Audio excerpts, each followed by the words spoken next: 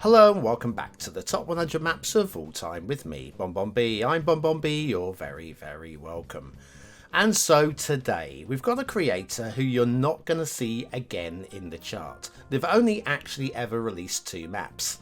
The first one, Tongass Coast, was okay. It was fine. It was 3 stars across the board from me. It was 50.5% approval rating from you, so 3 stars across the board from you. And it was fine. And there's no shame in 3s across the board for anybody, let alone on the first map. And then they came back with this one. This is lovely. I mean, genuinely lovely. Today, we're going to be having a look at Vetrale Mountains by Mender with a 90.25% approval rating, making this the 46th best map of all time as voted by you.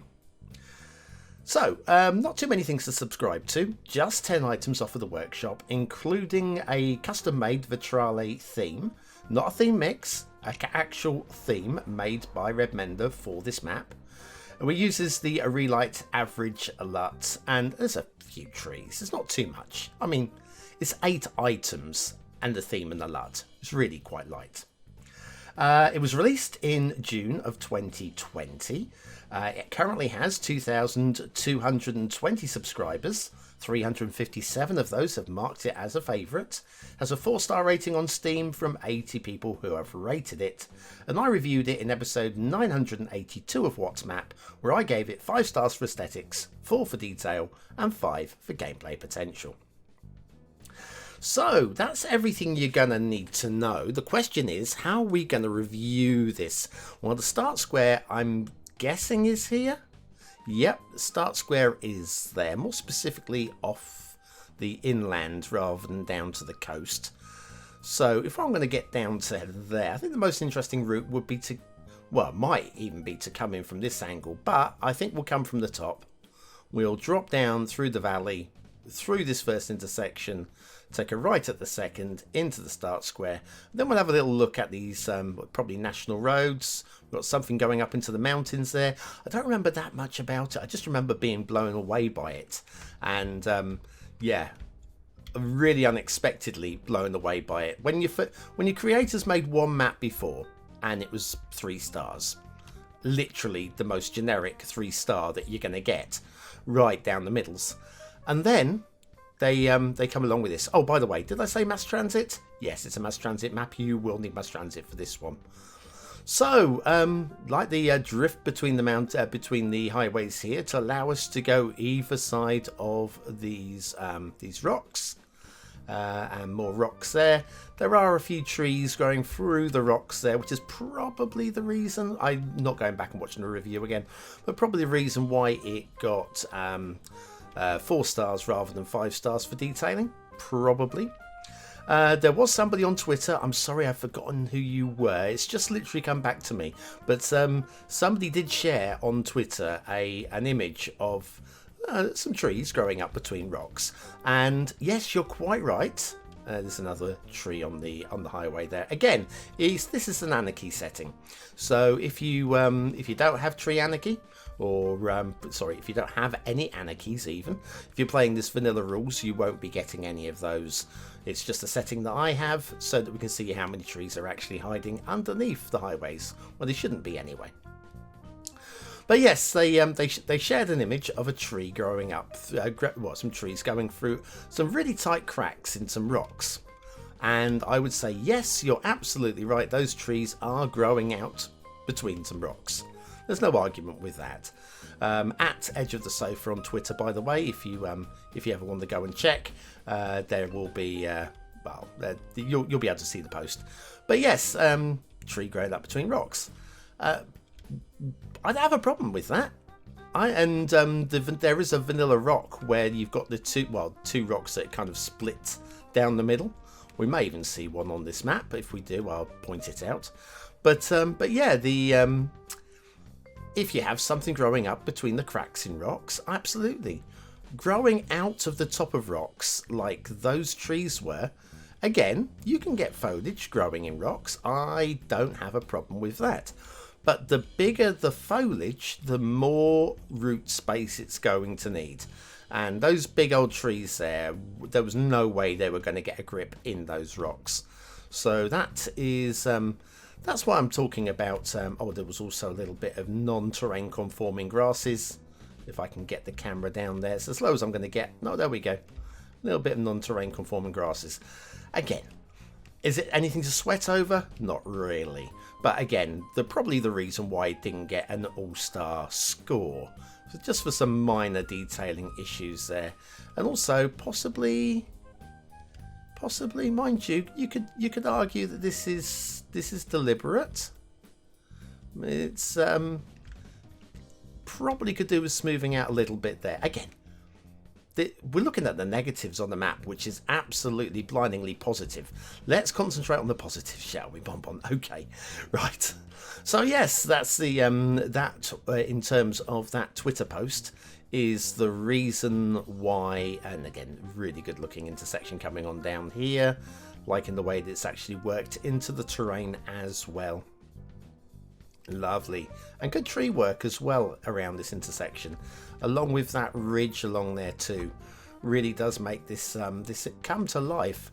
And again, in terms of the route that it takes, I would have thought a more direct route across the river would make sense, but this feels right. The flow of this feels absolutely right with the river. And it just goes to show you don't always have to take the shortest route across the narrowest part of a river for it to look and feel right. In this case, it's spot on. Start square intersection. This is something a bit special actually. It's a bit on the big side, which is, you know, that is a thing. You can have big intersections for your start square. But the way that it works with the terrain here, the terrain is not flat. Not flat at all. And yet this just feels like it's the right intersection for the space that we've got. There's this highway heading up through the hill here, and then the long arcing bridge over the top is really very nicely done. Start square, the main buildable area is going to be over this side as discussed. Again, it's not the flattest of terrain, but it is definitely usable. Excuse me. And then we've got a secondary area over here, which again, this feels more industrial to me, and so maybe that's where you're going to start putting out your pollution, a little bit of pollution here and there. A few trees underneath the roads down at this section here, but again, tree anarchy settings. You know, if you've got the mod, then you can fix this. But yes, just part of the tree count, so we show it. Down here, the big old custom bridge. What a lovely bridge as well, and really very nicely put in there too. That feels again about as right. Sorry for the game lag. That feels about as right as you can want it to appear. The coast. We just follow the coast. It's rocky coast. Not too much in the way of buildable space down this way, but there is stuff. There is stuff that you can be doing. I can just imagine some small towns in these areas, and maybe a fishing harbour or something like that along here. Not quite sure where I would put it. Excuse me. Then, as we head inland, we got some little rivers. That's a very nice looking river, actually. Like the way that that's been fed into the sea. And then the river that heads up into the mountains. Now, I like this because this kind of hides a multitude of sins, or potentially hides a multitude of sins. We got no reason to follow that river any higher up into the mountains. I'm going to because I want to see. Because I'm a river guy. Right. There we go. Spawn point is there. And a sort of like a snow melt kind of feel to it. Obviously, completely unrealistic because Cities Skylines, we can't hold that against the creator. But the way that that is the spawn point is actually tucked around in a non-visible area. That's never going to be an issue for screenshots. Never going to be an issue. couple of little lakes there, and then we have a plateau up here with a snaking river. Snaking road. Let's have a look at this road. I don't remember too much about this one. So yeah, we got a little wishbone going on here. Custom built wishbone as well. Very nice. This is the one with the slightly glitchy entry there. Then we have the bridge. It's not a big old bridge, it's a regular old bridge. Nicely done. Very smooth. And then this heads down through the fields. Shout out for the fields. They are plausible, I would say. Good size, good shapes, and the hedgerows. I mean, we've gone full hedgerow mode here with trees interspersed. That is definitely something that I can buy into. Lovely. Going now up into the switchbacks into the mountain. And this is going to get us up to that upper plateau. We've got some traffic going up this way. I see a castle on the left. We'll have a look at that in a moment. I spy a castle. Ooh, it's a castle. Loving the fields here.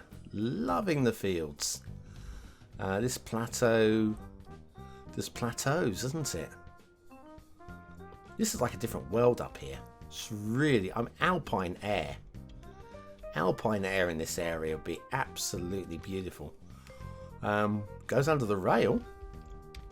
Who knew? Now, with the rail, I reckon that is a steeper than realistic gradients. But again, City Skylines rules. Only you know if that's going to break your immersion. Most people would be fine with that, I am certain.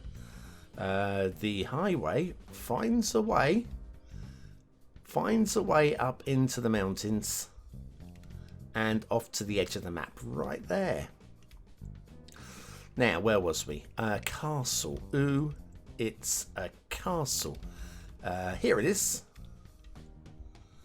Here it is. Well, not so much of a castle as a lookout, possibly. Quite a striking ridge going on along there. And also, a bit of rock work down here in the valley, in the place that you'd expect rocks to have accrued, where they would have tumbled down the side of the mountains. Very good, very, very good. Have we missed anything? Well, we've got some more coast, I guess. Big coast going on there. Then there's this river. This is the main river, so let's have a little look at the main river going through the map. It's good shape. It's got a very, very good shape. There's a little bit of rapids there. You may have noticed a little drop in the water. That isn't start of map water. That is rapids. And you can see we have a bit of rock detailing in there too. And then this river is going to head up into the mountains where we have quite a large, lovely looking lake up here as well. And again, look at the rock detailing here. The rocks can just causing a build up of this lake. It's nice work. It's very nice work. And then we head up even further. We've got another little lake up there. And then if we head up even further, we've got another lake up here in the corner of the map. I mean, it's a really lovely river network. I'm a big fan of Mender and what they've done here. When you consider the map prior to this was a 3 stars down the board, and then you get something as striking and as stunning as this. Really good design, lots of buildable space. Not a flat map, not one for beginners, but definitely one for those of you that want to build a realistic style city. That is a great one. So that, Vetrale Mountains, inspired by the areas around La Spezia, I do believe, in Italy, by Mender. Our 46th best map of all time, with a 90.25% approval rating.